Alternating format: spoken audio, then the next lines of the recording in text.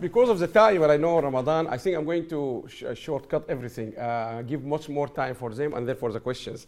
Now, again, thank you very much. We appreciate your time. Matthew just arrived from Sudan just now, right? Yes. So you have the most fresh. Do you know what the agreement going to happen tonight or not? Inshallah. Inshallah. So I will make it very short. They're going to tell us about the status. Abdullah is the representative of the UNICEF in Sudan, and Matthew is the country director for World Food Program. So I think they got much. And I'm also very pleased. We have Faris. Where is Faris? Faris and Noor. He has been مع الاحتسام يعني for a long time. So also we can get more up to date from him. So I'm going to make it short. So Mr. Abdullah, thank you very much. This is not the first time. We're very grateful for your time. If you can start, I think rather than I make any introduction, it's better. And tell us what is the latest status you wanted in Sudan, and what's important for us is what actually is the role we can play after you finish as a diaspora. What can we do to help our kids in Sudan after you finish your talk? Yes. No, thank you very much, Ramadan Kareem. It's every time I come out of Sudan, I'd like to come and talk to Sudanese outside. The question always is the same. First, what is the UN doing in Sudan? Why the UN is silent in some of the human rights abuses? Why the UN is not more efficient? All legitimate questions. As you know, the UN is a bureaucracy. Bureaucracy guided by 192 or even 200 countries. So we're not the most efficient. But without the UN, many of the things that are happening in Sudan would not happen. So let me just give you an example of just the last 2 months, what the UN has been doing, but also particularly what UNICEF has been doing. When people were going في قيادة العامة on 6th of April, UNICEF with Minister of Health, we were in the field vaccinating children measles. As of today, 10 million Sudanese children were vaccinated in 16 states of the country during this crisis. We have now Al Jazeera and Madani remaining, and we have about 3.5 million children who will be vaccinated over the next 2 months. So yes, it's true that we are not as vocal as we can and should be about particularly child protection, particularly human rights, but also in the context of where we were living, you have to prioritize the access you have to millions of children vaccinating or sometimes making statements. So there is that balance that we always don't get right. This year, we're facing significant risks, particularly with related to food security, and Matthew will speak about that. Already a study we did on malnutrition in the country, we find significant malnutrition, particularly in the east of the country. And actually we're now focusing particularly in Kassala and Red Sea states where we find a lot of gaps. The country went through economic crisis from last year. No matter who comes to the power in Sudan, whoever is there needs a lot of support.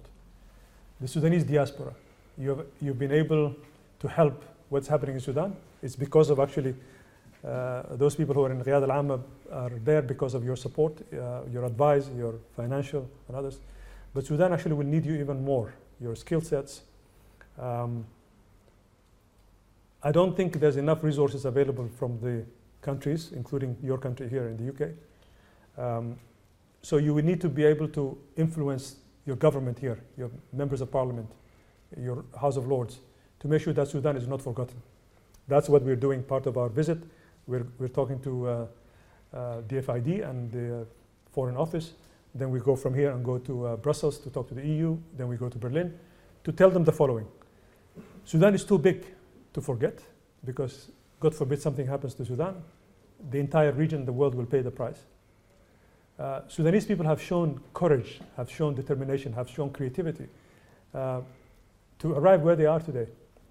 You need to support them. Sudan has not received development funding for decades. But today, humanitarian crisis is looming because of food prices and the way they are. And Matthew will talk about that. Last year, we were able to bring about 300,000 to 400,000 children back to school. Still 3 million children out of school in Sudan. To this day, 3 million children out of school. 2 million children are malnourished. Over 550,000 children are stunted. 10 million Sudanese don't have access to proper facilities, toilets, and potable drinking water. Sudanese or children? Sudanese. Sudanese, okay. But again, majority are women and children. Sudan hosts 1.2 million refugees. 1.2 million refugees. Yet Sudan does not get support from the World Bank and other bilateral because of the status of Sudan in the world. So we're hoping with this new change, things will open up. But that's not a guarantee, and it will take some time. So the role you play in the diaspora will be more significant than ever before. UNICEF, particularly, and I want to say just a bit and then I will stop because I think the engagement will be important. Over the last 5 months, we've been tracking the number of children killed, the number of children jailed. We've been sending letters to the government at the time, asking the status of children. I mean, for instance, to this date, we have all the confirmed number of deaths. If you recall, Sudan Vision a few months back, UNICEF got strong response from the government because we were quite vociferous in our advocacy for children not being targeted during the demonstrations. But also, to be honest, we reminded parents to make sure that children are not, and some of the demonstrators, not to put children in the front, because we should not use children no matter who. We're concerned about children also in the armed groups, including rapid support forces, and we're working closely with them to make sure that that's not the case. So these are the kind of things that, as we speak, we're doing. This year, we have a program we're working on that will allow more children who are actually in the periphery, whether nomadic children, whether children, for instance, in an example like Hamish Koreb and other places, where actually we're bringing tablets. We're putting the curriculum in tablets so children actually have access to education in remote areas. So that technology is being brought to the most remote areas in the country, particularly on the focus of girls' education. This year, the world celebrates 30 years of the Convention of the Rights of the Child. Sudan is a signatory. Sudan actually signed in 1990 almost, I think. Almost every country has ratified this convention. So we want to make sure that this year, every child has an opportunity to go to school. Every child has a right to childhood. Every girl is not only bringing water from distant places, but also she's learning and she's contributing to society in a meaningful way. But all of this will not be possible if we don't have a government that's committed. So we're preparing actually as we speak files for the new government coming so that they prioritize these basic needs of children and families in Sudan. So that is another thing we're actually doing as we speak as a UN family we're preparing for. I will stop here maybe in the discussions we can talk in detail and the questions. But just to say, the United Nations family, we have been in Sudan since even before independence. UNICEF first program was 1952. And we have been there ever since. UNICEF actually graduates some of the most important people who came through the UN system actually are students of Sudan. Sudan actually was an institution for almost all the UN leadership that have gone through in the system. Because we've been part of that, unfortunately, because when the UN is there, that means there's a problem in the country. I hope there will be a day when the UN is not needed in Sudan, but that all depends on the Sudanese people. And Matthew can tell you actually the World Food Programme's plan to actually be out of Sudan if everything goes, because Sudan does not need food assistance. Sudan should be able to not only feed itself, but feed, if not the entire region, potentially the world. So with that, I will stop. Okay. And maybe Thank you, Abdullah. Thank you very much. where to begin. Just to add to one of the aspects that, before I talk more about the World Food Programme and food security and food-related issues in Sudan, the United Nations does have a special advisor in Sudan at this time, who is working very closely with the African Union on supporting what we hope to become an inclusive transitional government with a civilian nature that can then be built upon and give time for the free and fair elections, whether those elections are in 2 years or 3 years or 4 years or before 2 years, we wait and see. That's in the hands of the Sudanese. But to advise and support and provide guidance as we can, as the United Nations, but under the leadership of the African Union. Why the African Union? Because this is an African country that has African solutions, and the United Nations is not going to impose any form of solution on Sudan, but the United Nations will support any solution that Sudan can find to the problems it faces today. And this is very important. So the United Nations is not disengaging in Sudan. The United Nations is engaging, but very much in a partnership with the African Union. And that is our official position, I should say. The World Food Programme, of course, is a non-political entity, as is UNICEF within the United Nations system. And our mandate, our vision in Sudan is to not need to be there.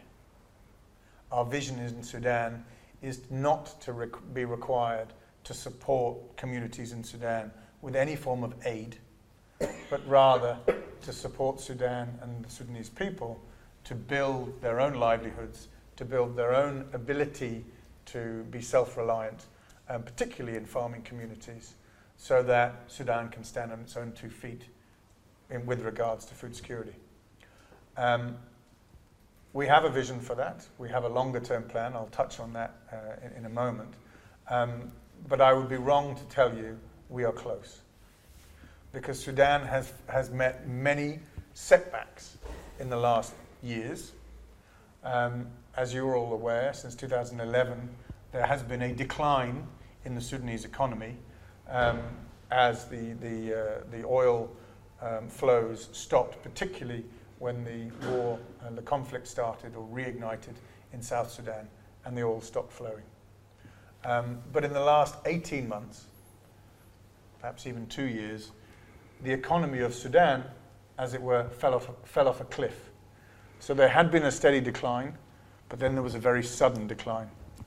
You may have seen in some papers, I was interviewed about 6 weeks ago, in fact, probably the 12th or the 13th of April, where I made a statement, and I stand by that the doubling of the price of bread on January the 1st, 2018, was the straw that broke the camel's back for many families.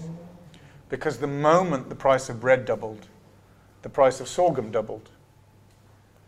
Now we're at a time where the price of sorghum in the retail markets, on the wholesale markets of Sudan, in Gaddarif, and just Gaddarif, but around the country in the periphery as well, is now 300 to 350% more expensive than it was pre-January the 1st, 2018. So trebling, quadrupling of the price of the mainstay of the diet of Sudanese people, because more people live and eat sorghum and millet each day and consume those particular cereals every day than any other product.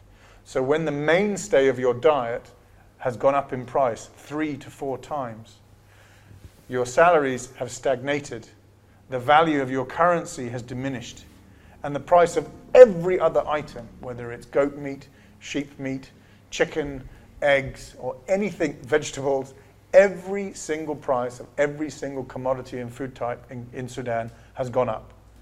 But that one indicator, that one example, the mainstay of the diet, 3 to 4 times more expensive today. That meant that in, of course, areas of Sudan that in the past had not felt food insecurity, people in some cases for the first time, could no longer afford to feed their families as they once could. Sadly, we are used, and Abdullah mentioned the 1.2 million refugees, we are used to supporting people who have been directly affected, impacted by conflict, whether they are displaced people within Sudan, displaced from the fighting in Nuba Mountains, displaced from the fighting in Blue Nile State, displaced from fighting in Jabal Mara, displaced from historic fighting in Darfur as a whole. We are used to supporting those people. We are used to supporting the people who have come from South Sudan because of the conflict since 2012. We're used to supporting people who are fleeing from Eritrea and the situation in Eritrea. But what we find now is that there is a situation where resident communities in parts of the Sudan that never needed assistance are now asking for assistance, demanding assistance, because they cannot afford to feed their families. 90%, this is a frightening statistic, 90% of all refugees and IDPs in Sudan, 9 out of 10 families, cannot afford to feed their family every day. 58% of resident communities cannot afford to feed their family every day. 3 healthy meals, 2,100 calories. 58%. That's a frightening thought. I mean, and this is countrywide. We're talking 18 states here. So the situation has really become worse and worse. Now, that's not the cause of the current political change. It didn't bring the winds of change. People have been calling for change for years, decades. You know that. I'm sure many of you have. But it is a symptom of the situation that people are facing today.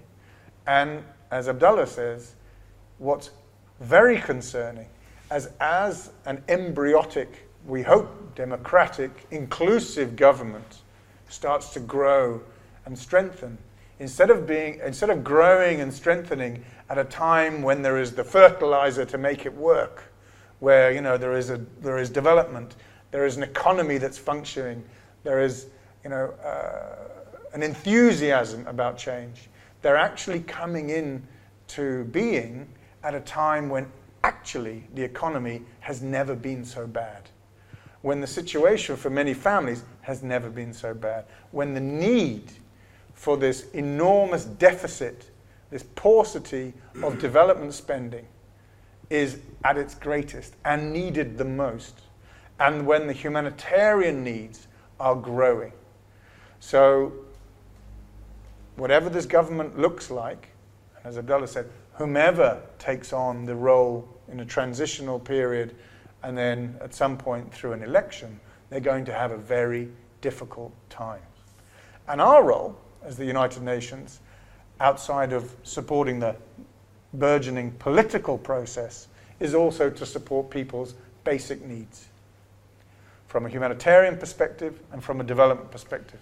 So when you speak with your MPs in the UK and your MEPs, if you're voting in the European election, let's see what happens in the UK in terms of Europe, but this is a key issue for Sudan for the future.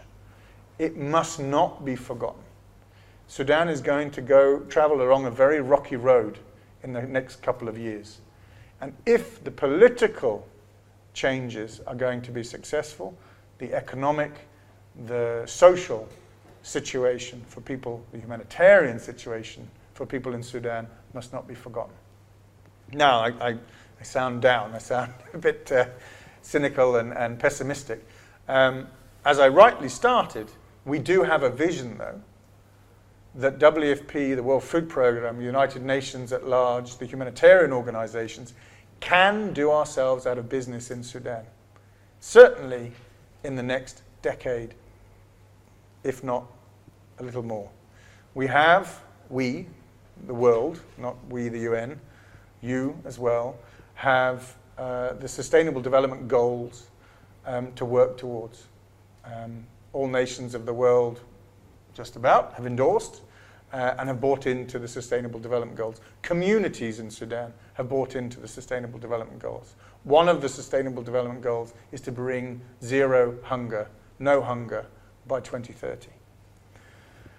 The reality in Sudan, as you well know, you have the blessing of 2 Niles flowing through your country, but you also have vast agricultural lands, pastoral lands, agricultural lands available to support food growth. Sudan today loses $1 billion in value of food every year post-harvest. This is food that Sudan grows and then is lost after the harvest time, due to insects, due to damp, due to rain damage, due to aflatoxin damage. $1 billion. Now, if we can turn that $1 billion loss into a zero loss, that food is surplus for the people of Sudan, which brings prices down, but for the people of the region as well. South Sudan is a potential $400 million market a year in food alone for the Sudan. Central African Republic, Chad, Ethiopia, and the broader region, all potential significant trade partners from an agricultural perspective with Sudan. And if we can harness that demand, and we can resolve issues with supply, we can guarantee farmers' profitability, farmers' incentive to continue to farm, and we can minimize this loss, bring down prices for the consumer, we can have a win-win-win situation in Sudan, I believe, easily by 2030. So a lot of the work we are doing today is moving away from perhaps the programs, the schemes you've seen in the past in Sudan, unconditional relief assistance, in-kind food which is imported from outside the country, to provide a stopgap for people today. Rather than work on those kinds of premises, we work on the premise that actually we want to build farming communities, agricultural communities, rural communities, ability to support themselves, be more productive, be more profitable in their work, so that they can feed their own families, but they can also feed the region. I'll stop now, and then I guess there may be some questions on many questions on different items. I would caveat, neither myself nor Abdullah are politicians. We are humanitarians. But there's a recognition, of course, you can't be a humanitarian without having some understanding and sensitivity on the politics that we are experiencing in the country where we work. So we will try, but I can't guarantee we can provide the solutions, but we may be able to provide at least some commentary on the way, the direction we see things going. Okay. Okay, thank you very much, Abdullah. Before we open it to the people, I want to clarify one thing. You said by 2030 that could happen. What do you mean by Sudan poverty free, or we will realize the vision of Sudan become a surplus and a world leader in producing food? Which one, 2030? By 2030, we hope that through our programs with communities in Sudan, that we can limit this $1 billion loss to a minimal food loss per year. That loss typically is experienced by small farmers, not by the large agribusiness. Okay. If we can change the situation for small farmers and small farming communities, we believe we can change the situation of food security for the majority of Sudanese people across the country. Okay. Another question, it's not political, but this is going on. We know we all follow the media every day or every day and night. There is some people who start to talk about if this situation continue like this, we might end up in starvation. Do you really envisage that could happen? I know it sounds strange, but some people are talking about it now. If we are not producing in the next, I don't know, 3, 4, 6 months. The political upheaval right now has not had a significant impact on production in the country. However, those symptoms I talked about, fuel scarcity, a lack of liquidity, no money in the system, those issues are having a direct impact on the productivity. If you can't get a loan from the bank to buy your seed, or to pay for your fertilizer, or to pay for your diesel to run your tractor, or to pay for laborers for that matter. If you can't find the funds or the fuel to do those kinds of activities, how can you farm? So it's not necessarily directly related to the political upheaval, but the symptoms we see in the economy are having an impact on food security and agriculture in the country. Okay. Abdullah, just one clarification and we go. You said UN family is planning or you're already drafting something to give to the new government to take it forward. 2 questions. The first one, are you talking about the whole UN family, including WHO, all this one, or just you the 2? Yeah. Or the second one, is this is a blueprint or a strategy for humanitarian issues, or a strategy including the major issue for Sudan now, which is capacity building? Yeah. So are you giving them everything in that war, or just about humanitarian? On the first question, actually it's the humanitarian resident coordinator who is compiling for the entire UN system. Okay. So that we have, first, because the new government does not know what the UN does, so what the UN does, but also what the UN is willing to do. It's a sort of an orientation, if you will. UN has spent on humanitarian development over the last 10 years over $10 billion. And I'm not talking about the peacekeeping. The peacekeeping has spent maybe $15 billion. So a lot of money. In some states, actually, the programs of the UN is larger than the states' Sudan government funding. So in this sense, we are preparing for the entire UN system, and actually under the leadership of the RCHC. On the second question about capacity, is it include something like capacity the UN, building, or the just UN the UN in many countries that go through transition does help things starting from rule of law, constitution support, constitutional writing, through anti-corruption, through elections. So the UN has programs that are available that could be brought to bear. But of course, that is at the wish of the new government coming. The UN will be ready to assist if they. So we will also be providing list of the things that the UN normally does. So that's the intention. Okay. And part of it, by the way, as we speak, we do work we did work and continue to work with institutions about capacity building, about upstream work.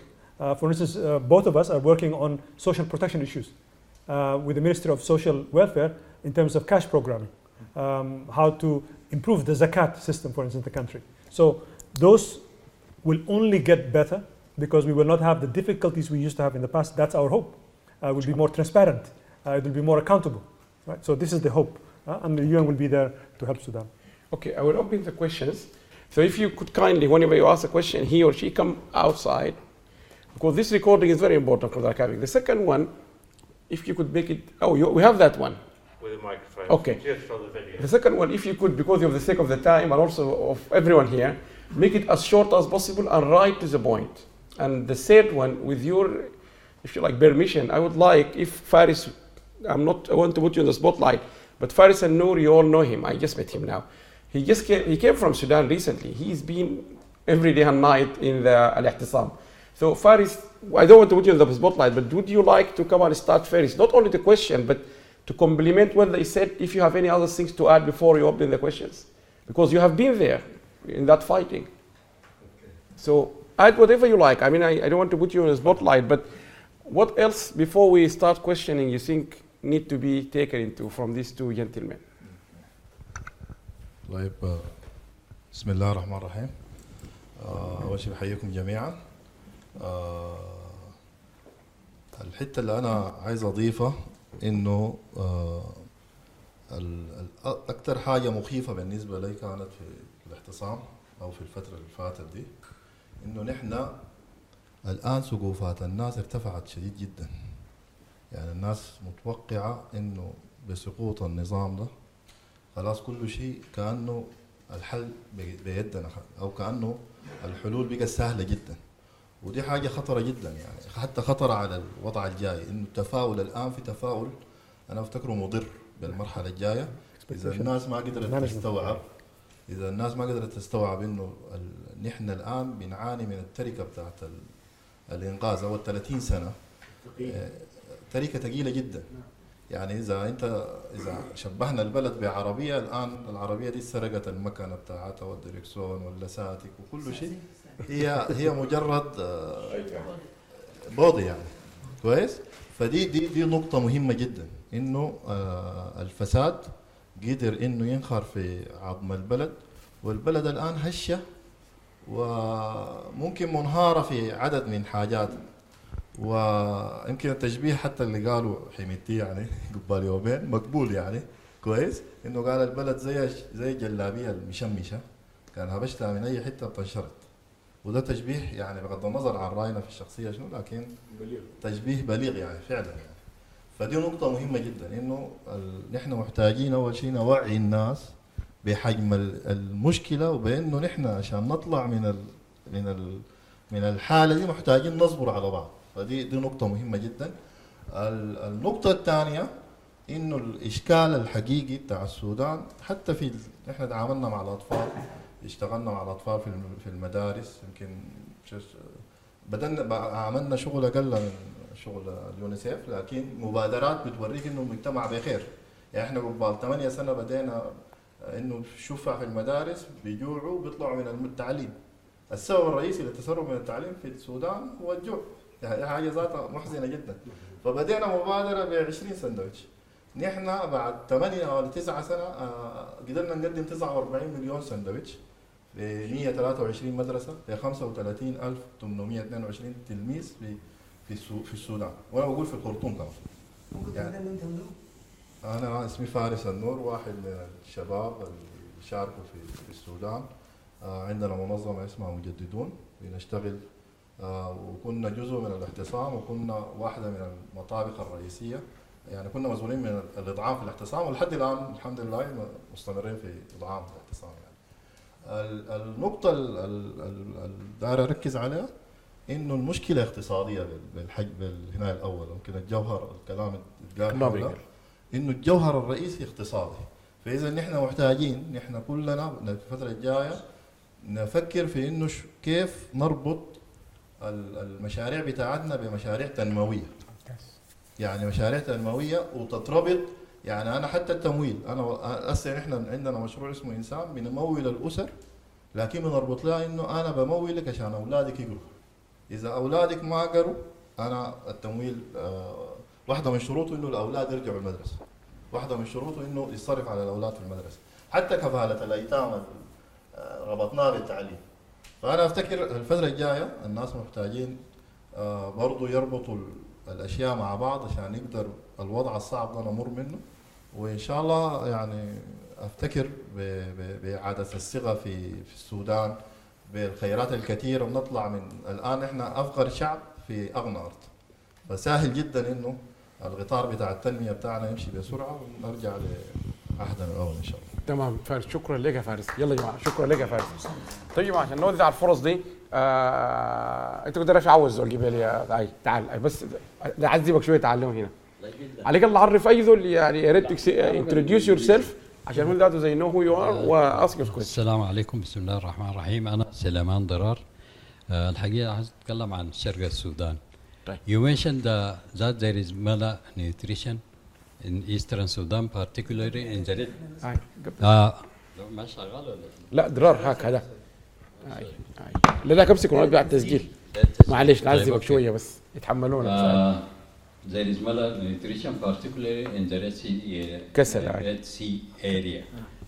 Particularly there is about 20 villages displaced in the Red Sea and 45 villages in Kassala province. Okay, but because the people are poor, they cannot afford feeding their children. And there is the highest rate of infant mortality in the East Sudan. But you are here, you are dealing with the results and not the causes. For example, what I'm saying about the children, if the children are deformed because the mother is undernourished also. Yes. We have to look after the mothers.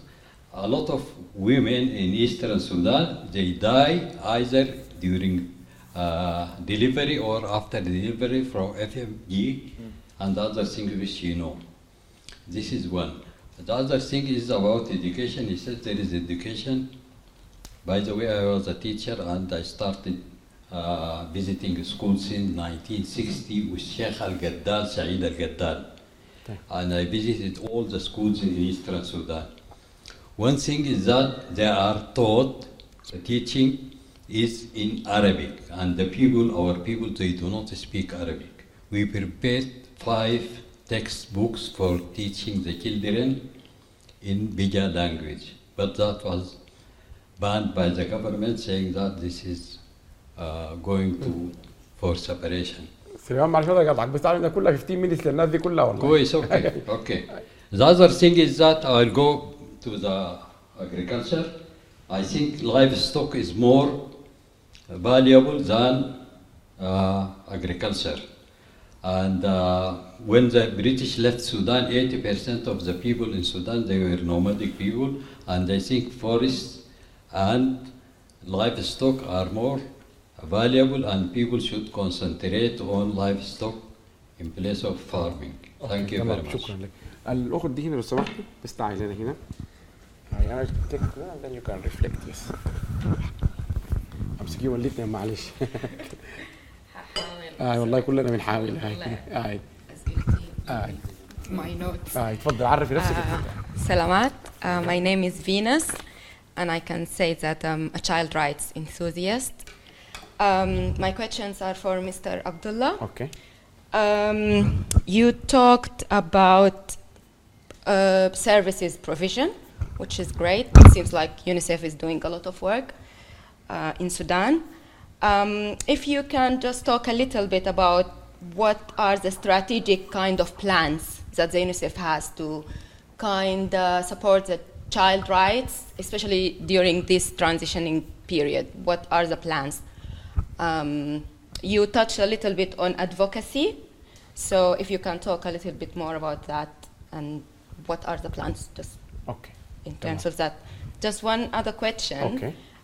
From your point of view, how is the current political situation and what's happening in Sudan is affecting children and will affect children in the long run, or will affect child rights, or اوكي تمام شكرا لك. هيك كان يجي باصت لي يا عم دكتور فاروق ده. ايوه يا عم فاروق.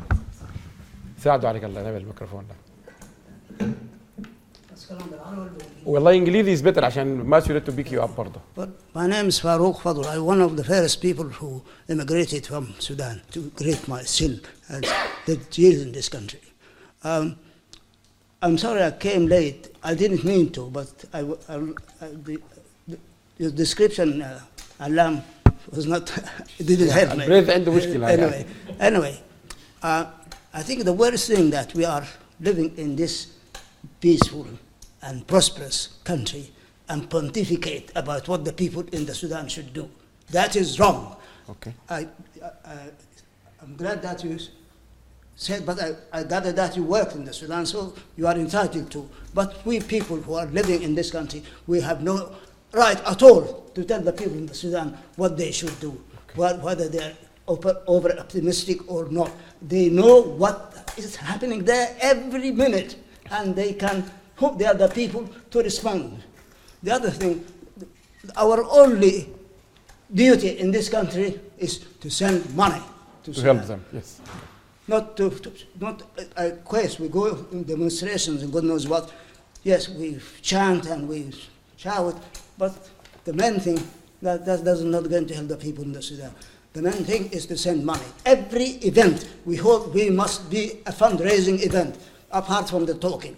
The other thing is every one of us must lobby his local MP. Well, they said that. We did that in Oxford, and we are going to meet the Minister of Africans Department in the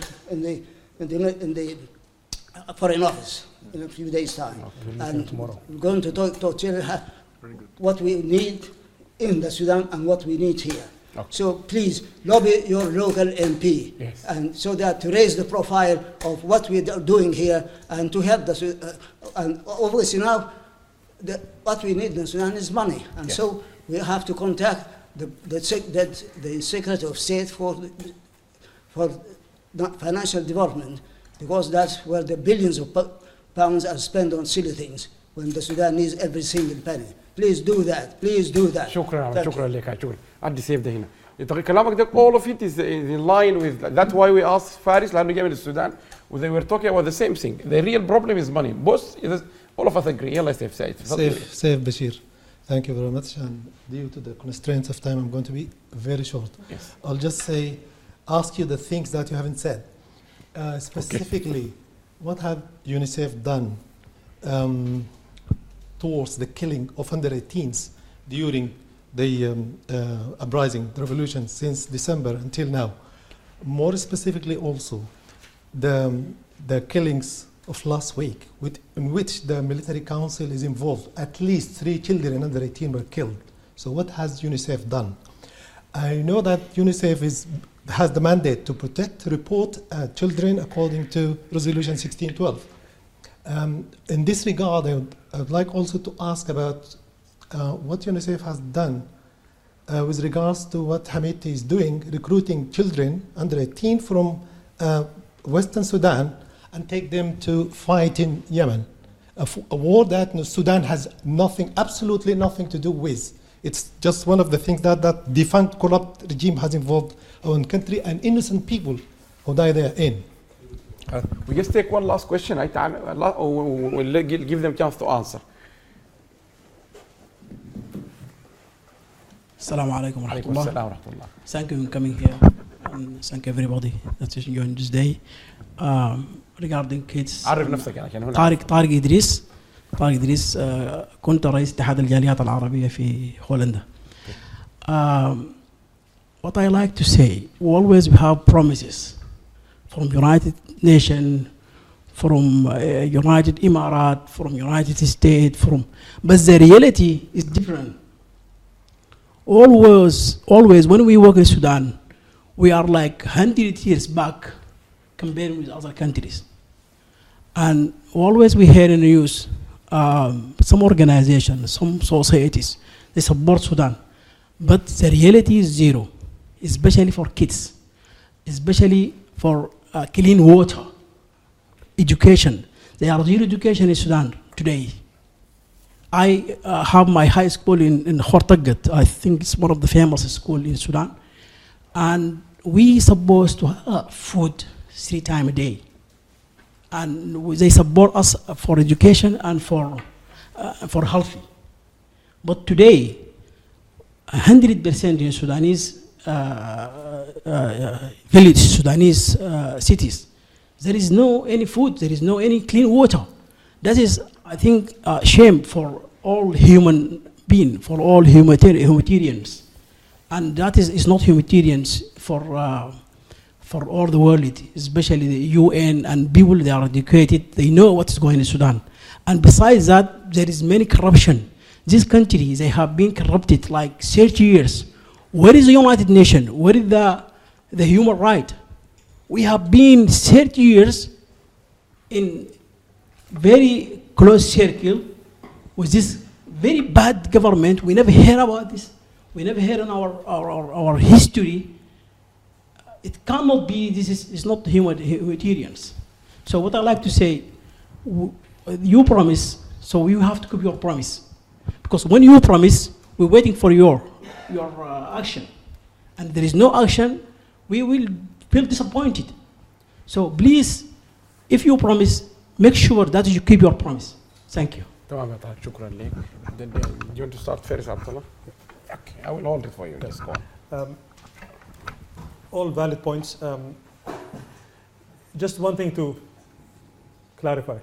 The United Nations is intergovernmental organization, which means we're accountable to governments. As I said, 200 countries are our board of governors, so bureaucracy is always a... Actually, until about a month ago, less than a month ago, Sudan was the president of the executive board of UNICEF. A year ago, Sudan was actually the executive board president of WFP. A member, not president. Member. But they were not... They're a member, yeah. They're a member. So we are government institutions, but we don't replace governments. We cannot be government.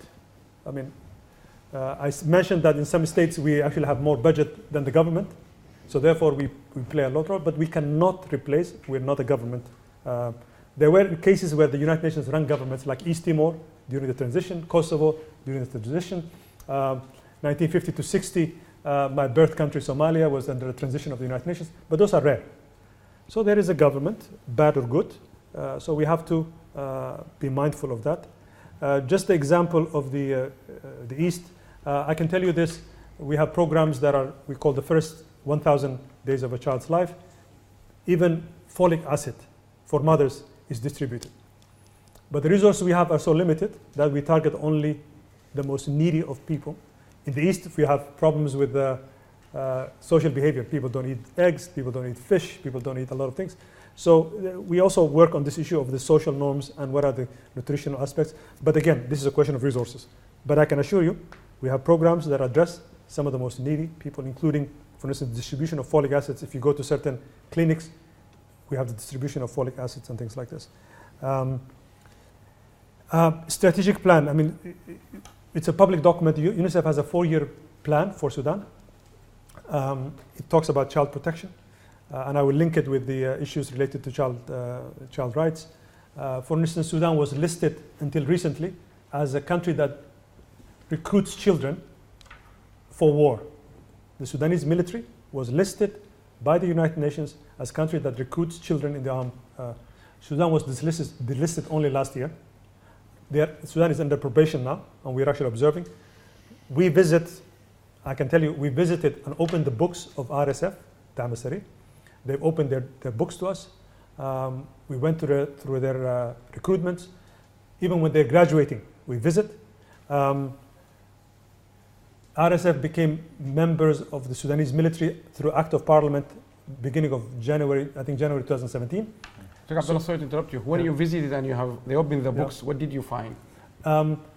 What we found actually is that because now they're following the Sudanese Army's procedures, and therefore 18 years is the legitimate time to recruit children. We're helping them with age verification because some families, their children are poor. They will say the child is 18 years old just to be recruited because they want to earn money. When they're not. Yeah. So we're helping them with age verification. So we're doing that as we speak. And actually, we have written, when the news came out about recruitment for Yemen, we sent letters to them. We've been engaged with them, and actually we are engaging with them as we speak. And they're listening to you? Well, I would like to verify and make sure. No? I mean, one thing is to listen, but the other thing is you want to verify. So, but so far they have opened their doors to us, and we have to be fair about this. We are engaged in this. The killings, as you rightly said, we have, and I mentioned earlier, we are actually logging. Every 3 months, we produce reports called Global Horizontal Note on Sudan about every violation. There are 7 grave violations that the United Nations looks at, everything that happens to children. Mostly we concentrate in the Darfur and the Blue Nile and Nuba areas, but now because of this specific situation, we're also looking at what's happening in the country. So those reports are being compiled, and we are engaged with the National Council for Child Welfare. I can assure you of this. This is happening. And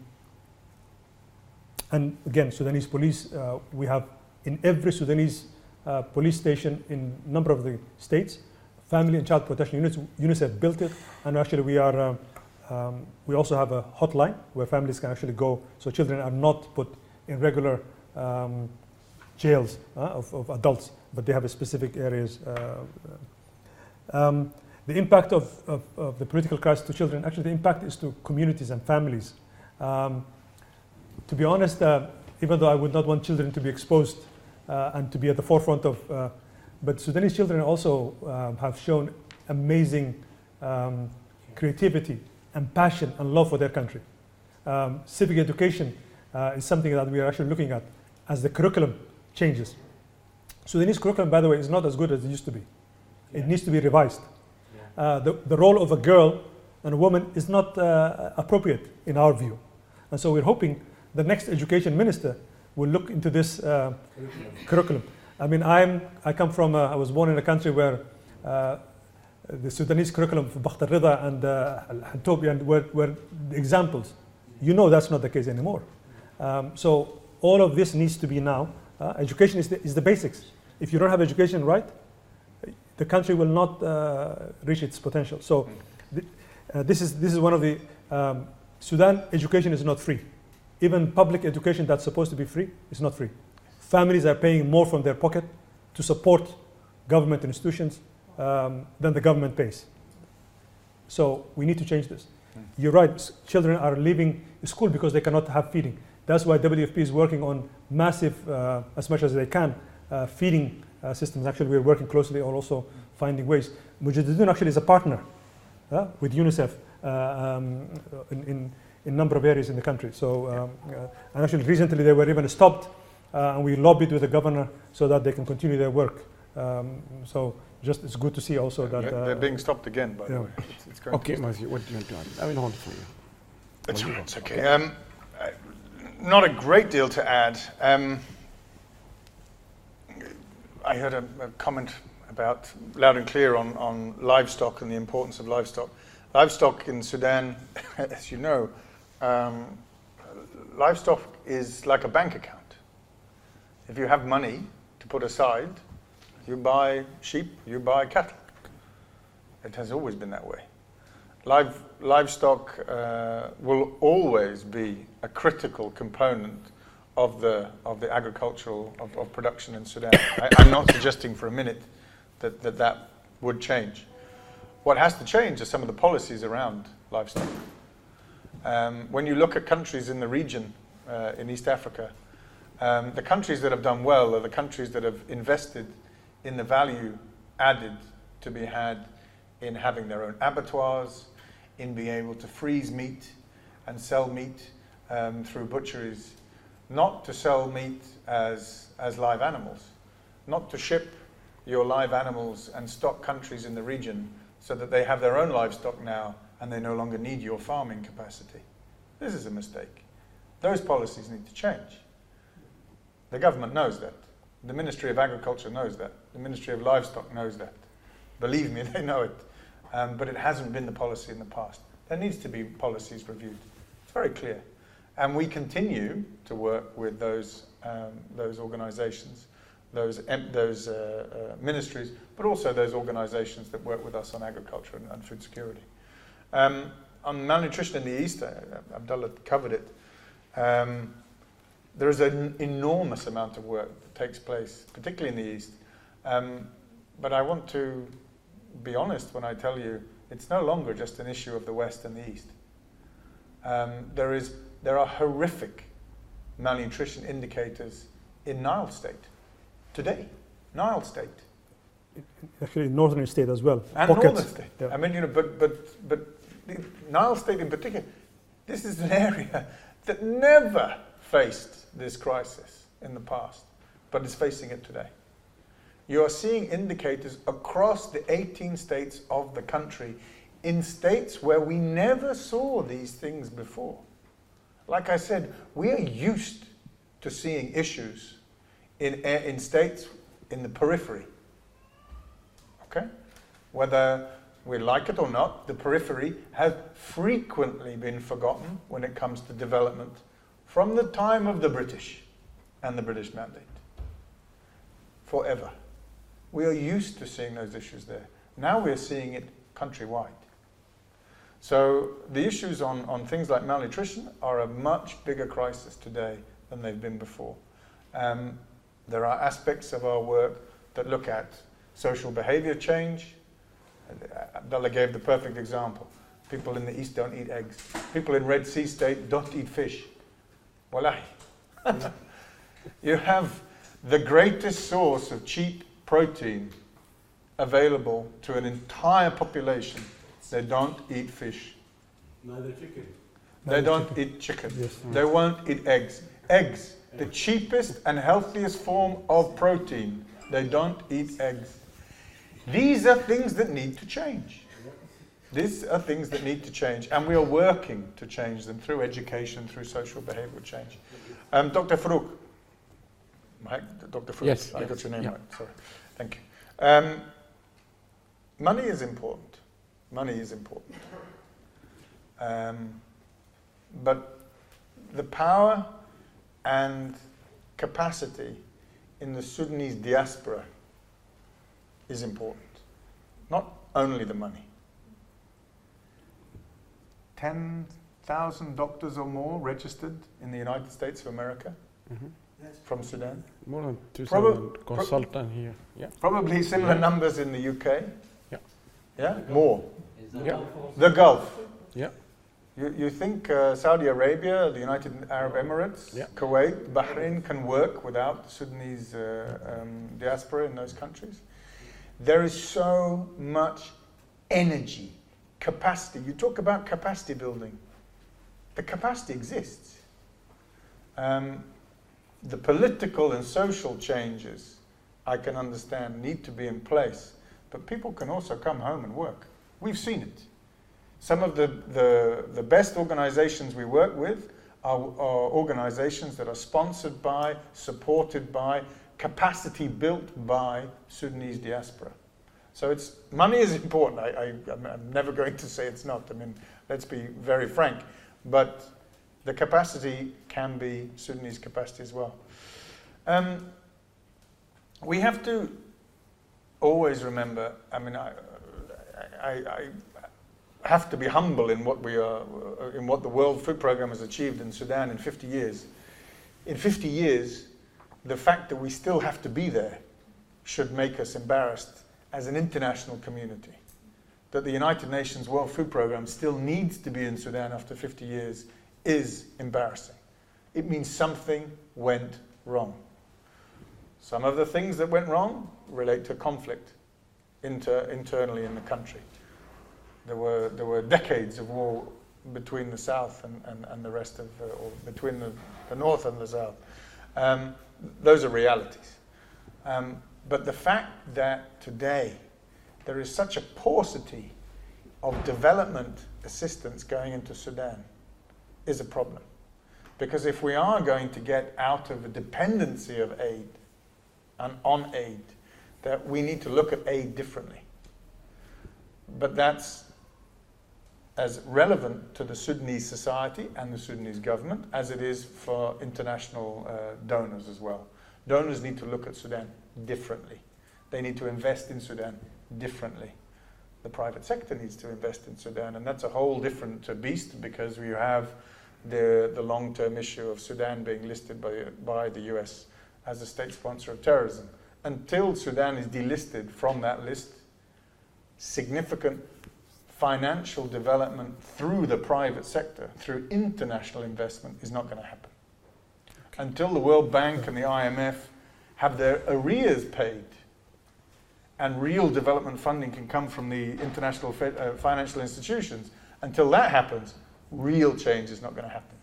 But don't think it means that we're not doing something. In the school season, when we have children in schools, we're feeding 900,000 children a school meal every day. 900,000 children get a school meal. Now, I wish that was 4 million. I wish I had the funds and the food to be feeding 4 million children at school. I wish I had the funds to feed even more, because as Abdullah said, 3 million children in Sudan don't go to school every day. Exactly.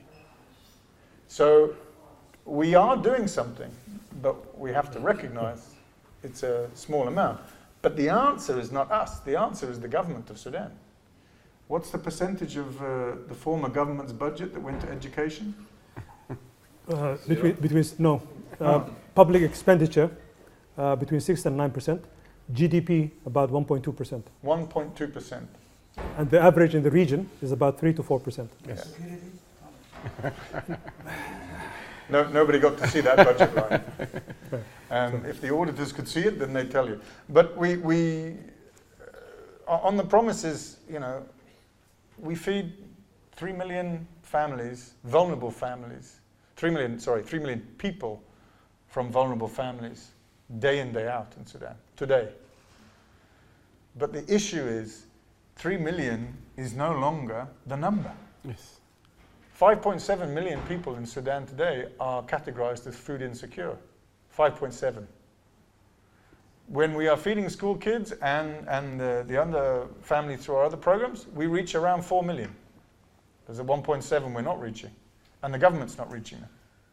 And that number's rising because of the economic crisis. So the situation is getting worse, not better right now, in the short term. Okay.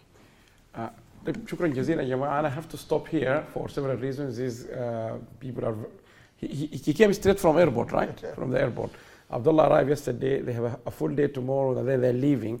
And actually, they're here, as they told you, they're going to meet ministers to argue for more fund for us.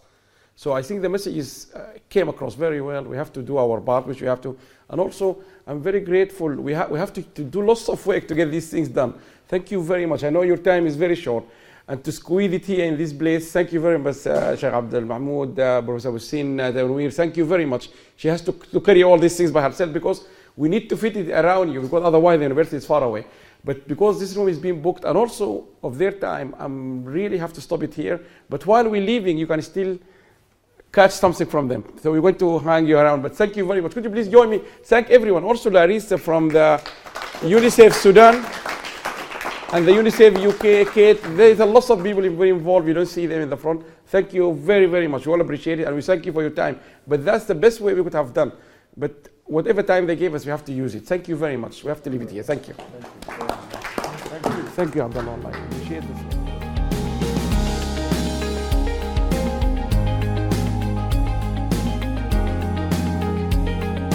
So please remember, if we all help and do a little bit, it will make a big difference.